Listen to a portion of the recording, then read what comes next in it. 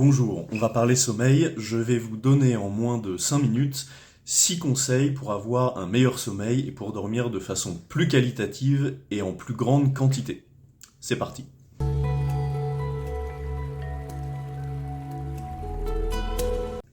Si vous manquez de sommeil, la sieste est une très bonne méthode pour récupérer.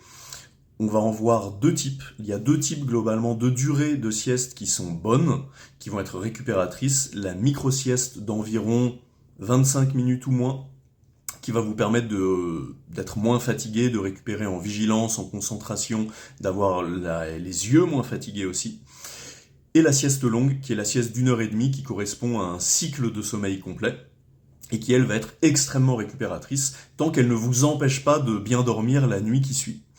Ces deux siestes-là sont très très intéressantes. Si vous pouvez, placez-les dans vos journées, surtout si vous manquez de sommeil.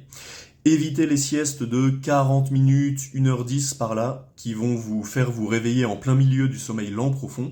Ce sont les siestes dont vous vous réveillerez plus fatigué que quand vous vous êtes couché.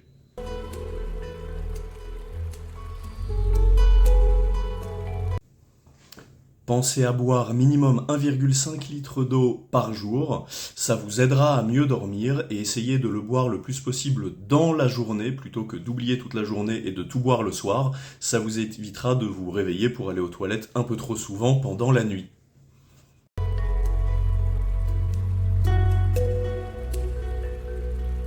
Vous le savez, mais c'est toujours bon de le rappeler, évitez les écrans le plus possible le soir, si possible 30 minutes, voire 1 heure avant de vous coucher. Les écrans, la luminosité de façon générale coupe la production de mélatonine, qui est une hormone qui vous permet de mieux vous endormir, qui met le corps dans les bonnes conditions pour dormir. Et donc de la même façon, si vous pouvez baisser la luminosité de votre téléphone avant de vous coucher, ça vous semblera très sombre, mais si vous vous réveillez pendant la nuit, par contre, ça vous semblera tout à fait éclairé et ça vous évitera de couper en plein milieu de la nuit cette production de mélatonine.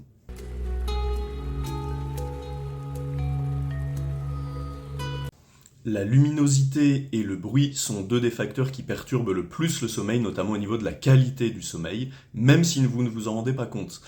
Donc testez les boules caisses et le masque opaque, même si au début ça vous semble inconfortable, si vous savez que vous avez un sommeil de mauvaise qualité ou que vous avez tendance à vous réveiller régulièrement, testez de mettre un masque et des boules caisses 1, 2, 3 nuits, juste pour voir si ça n'améliore pas grandement votre sommeil.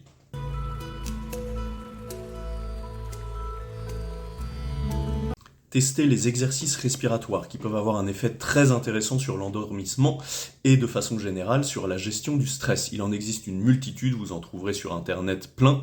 Si vous voulez commencer facilement, testez simplement d'expirer de façon lente et prolongée par la bouche ou par le nez et d'inspirer naturellement par le nez. La respiration doit être confortable et vous allez chercher simplement sur l'expiration à relâcher les tensions, aussi bien mentales que physiques. Simple exercice. Si vous sentez que ça a un effet plutôt bénéfique pour vous, n'hésitez pas à en chercher d'autres et à en tester jusqu'à trouver celui qui fonctionne le mieux pour vous.